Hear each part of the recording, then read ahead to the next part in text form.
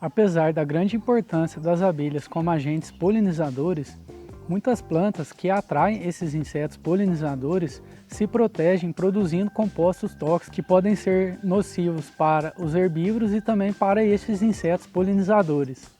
E como se sabe, as abelhas necessitam coletar pólen e néctar para alimentar suas crias e também para sua própria alimentação.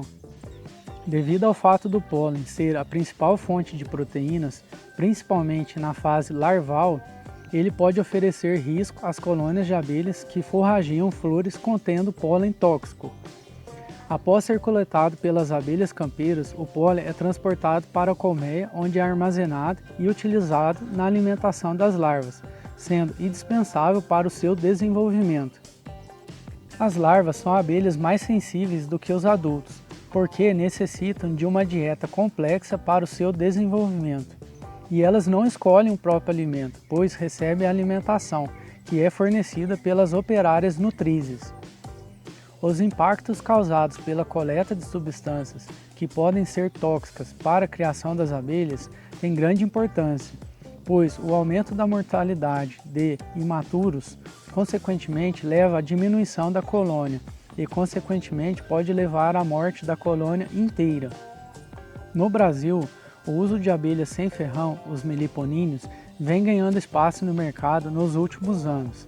Estas abelhas possuem certas características vantajosas para a polinização de determinadas culturas em ambiente protegido, e outras características como a ausência de um ferrão funcional, a sociabilidade e a baixa defensibilidade, a menor amplitude de voo de forrageamento e a perenidade das colônias facilitam o desenvolvimento da atividade. E apesar dessa importância dos meliponíneos, aqui no Brasil existem poucos estudos realizados com estas abelhas. Diferentemente do que ocorre com a Apis mellifera, onde existem vários estudos relatando a ocorrência de doenças.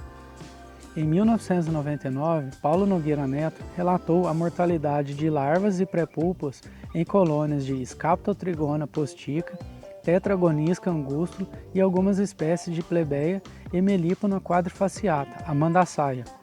Ainda que sejam bem conhecidos os efeitos de alguns inseticidas vegetais como a nicotina, a rotenonas e as piretrinas, pouco se sabe sobre outras toxinas de origem vegetal que interferem na vida dos insetos. E eu levantei uma pesquisa sobre as doenças e plantas tóxicas que acometem as abelhas. E como que funciona esses estudos, pessoal? Basicamente é através da observação, e a metodologia desses estudos consiste na divisão em vários grupos de abelhas, onde um grupo, que é chamado de controle, recebe uma dieta normal e os outros grupos de abelhas, cada grupo recebe a dieta normal mais uma pequena concentração de um extrato da planta que está sendo estudada. E aí então, durante os próximos dias, essas abelhas são observadas e os dados são anotados, como sobrevivência, tempo de longevidade das abelhas e o comportamento delas. E a seguir eu vou falar para vocês algumas plantas tóxicas que acometem as abelhas.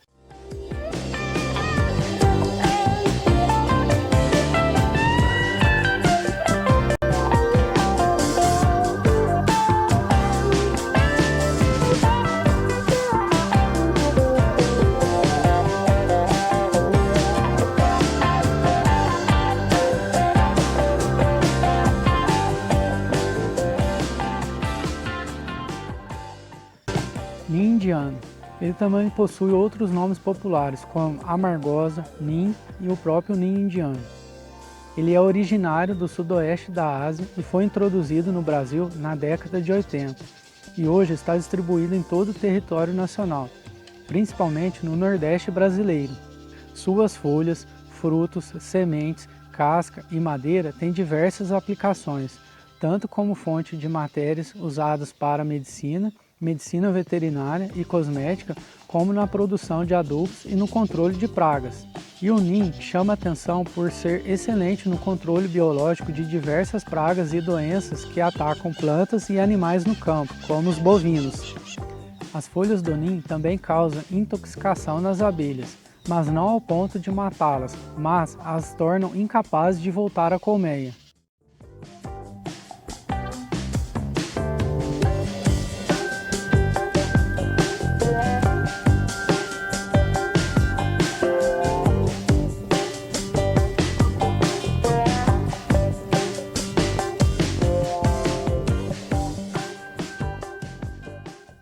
próxima planta é a espirradeira, cujo o nome popular pode ser oleandro, flor de São José, cevadilha, leandro da Índia. É originário do norte da África, do leste do Mediterrâneo e sul da Ásia. É muito comum em Portugal e no Brasil, quer espontâneo ou cultivado. E o oleandro é uma planta muito tóxica. Estas substâncias tóxicas estão presentes em todas suas partes. A intoxicação por ingestão em humanos causa efeitos no sistema digestivo e sistema nervoso, e esta planta tem sido utilizada como abortivo. No entanto, ela pode causar efeitos tóxicos irreversíveis, que podem resultar na morte da mãe e do feto. Um dos efeitos mais tóxicos dessa planta é que ela pode afetar a função cardíaca do coração, ou seja, interferindo na condução dos impulsos elétricos do coração. Um estudo realizado por Vieira em 2012 na Universidade de Campina Grande, na Paraíba, testou os efeitos tóxicos do oleandro em abelhas operárias da espécie Apis mellifera. Como resultado, houve uma diferença significativa na taxa de sobrevivência das abelhas dos diferentes grupos.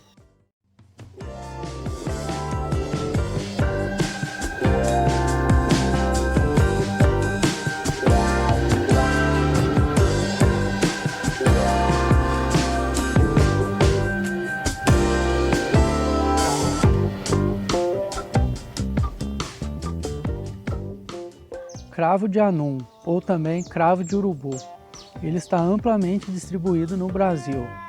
O cravo de anum contém vários alcaloides, entre eles os pirrolidizínicos, que são hepatotóxicos, ou seja, causam lesões nas células do fígado. Um estudo realizado por Souza em 2013 na Universidade de Campina Grande, em Paraíba, testou os efeitos tóxicos do cravo de anum em abelhas operárias da espécie Apis mellifera. Vários grupos de abelha foram divididos, onde um grupo recebeu uma dieta à base de açúcar de confeiteiro e mel, que é o grupo controle, e os outros grupos receberam a mesma dieta, mas com a adição do extrato da planta em diferentes concentrações. Como resultado, houve uma diferença significativa na taxa de sobrevivência das abelhas dos diferentes grupos.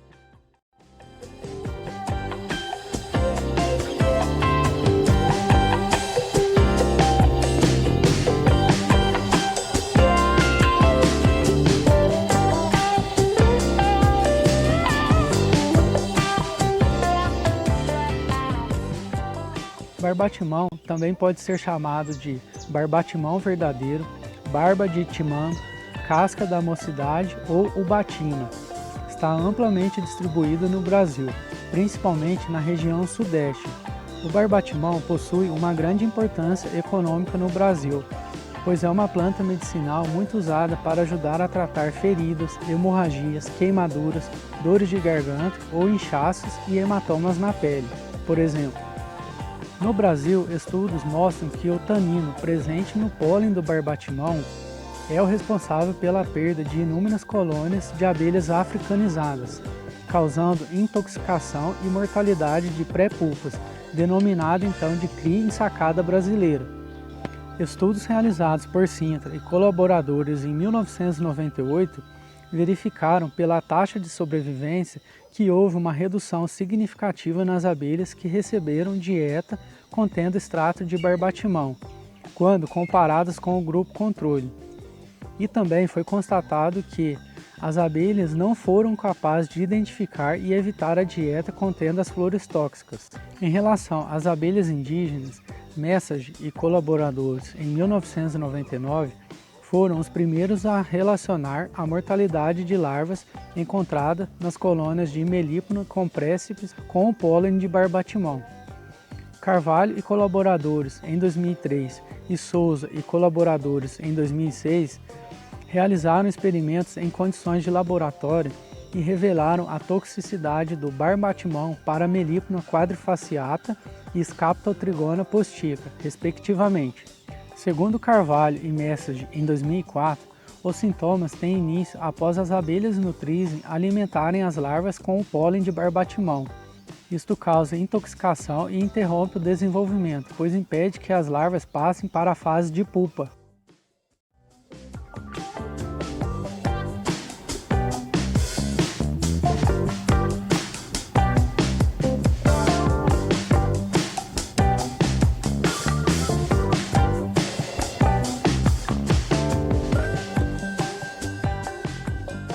bisnagueira ou espatódia. Ela também pode ser chamada de mijinho ou mijadeira, bisnagueira, tulipeira do Gabão ou chama da floresta. Ela é nativa da África, mas está amplamente distribuída no Brasil.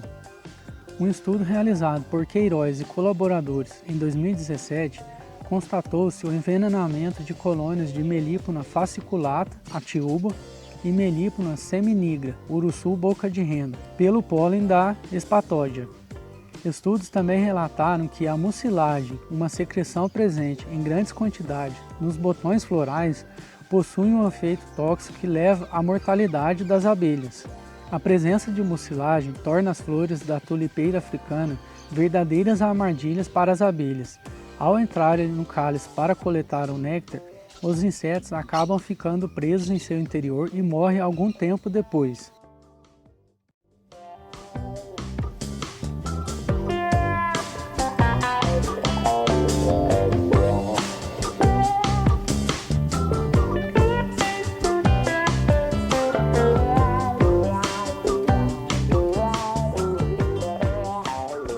A próxima planta é o faveiro, conhecida também como barbatimão falso, barbatimão de folha moída, faveiro do cerrado, fava danta, faveira, favinha, canafístula e faveiro. É uma espécie brasileira amplamente distribuída. Sintra e colaboradores em 2002, por exemplo, trabalharam com o extrato das folhas e pedúnculos do faveiro e isolaram uma substância flavonoide chamada de astilbina, mostrando que essa substância era a causa de mortalidade para as abelhas.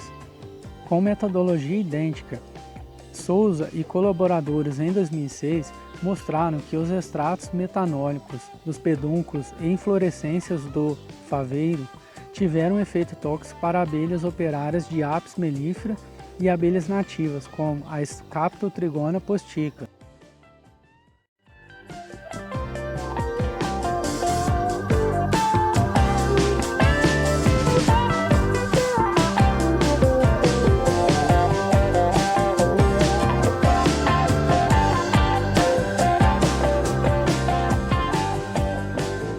Chocalho.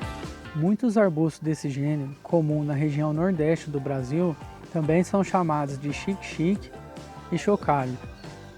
Ele é ocorrido também na América do Sul, na América do Norte e África.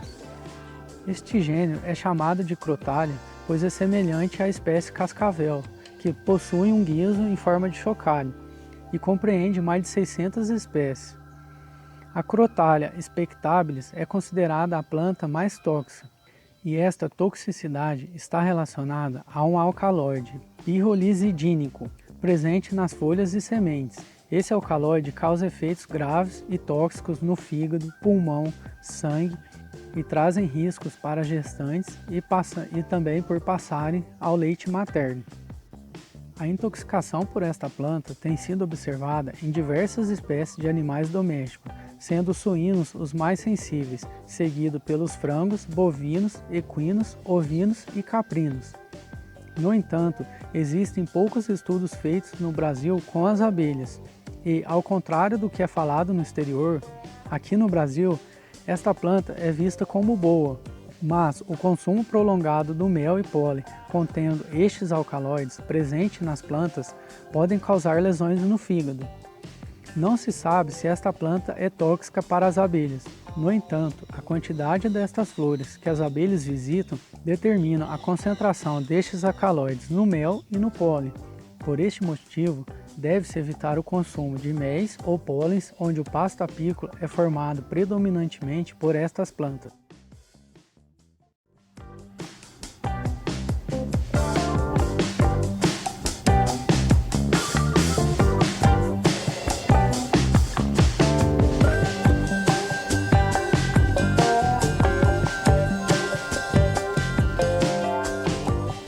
Bom pessoal, eu tenho alguns pontos para passar para vocês sobre tudo isso. Apesar de existirem várias plantas tóxicas, estas são menos visitadas pelas abelhas e também fornecem menos alimento.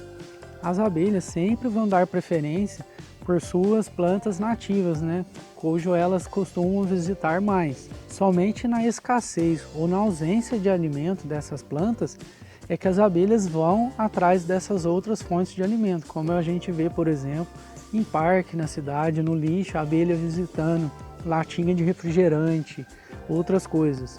E outro ponto também, pessoal, é que a maioria dessas plantas que são tóxicas não são nativas do Brasil. Ou seja, precisa derrubar essas árvores? Não, não precisa derrubar. Uma alternativa então seria fornecer um pasto apícola ideal para as abelhas. No caso, fornecer um pasto apícola de plantas nativas. Se você mora numa região que possui grande ocorrência de determinada planta tóxica, não é interessante se instalar um meliponário. Neste caso também, vocês podem utilizar a meliponicultura ou apicultura migratória. Na época de florada dessas plantas, se elas são de grande ocorrência, vocês podem mudar nessas colônias, né, para outros locais onde não tenha tanta ocorrência dessas plantas. E mais um ponto sobre isso, pessoal, é que morte por envenenamento costuma ser rápido. Você observa um grande número de abelhas mortas de uma forma muito rápida. Quando acontece doenças em abelhas, geralmente costuma ser mais lento. Você começa a observar uma diminuição na movimentação delas, você começa a observar falhas nos discos de cria, e este vai ser o assunto do próximo vídeo, que eu vou falar sobre doenças em abelhas. Bom, espero que vocês tenham gostado desse vídeo. Se você gostou, então deixe seu joinha aí, deixe aqui nos comentários se você conhece outras plantas tóxicas. Eu fiz uma pesquisa, eu perguntei em alguns grupos de abelhas sem ferrão que eu participo. Existem várias espécies já relatadas, no entanto, eu procurei buscar as que mais existem relatos. Com certeza devem existir muitas outras. Então, se você sabe, peço por gentileza que você deixe aqui nos comentários para que outras pessoas possam saber. Se você ainda não é inscrito no meu canal, eu te convido a se inscrever neste momento. Obrigado pela atenção, até o próximo vídeo, pessoal.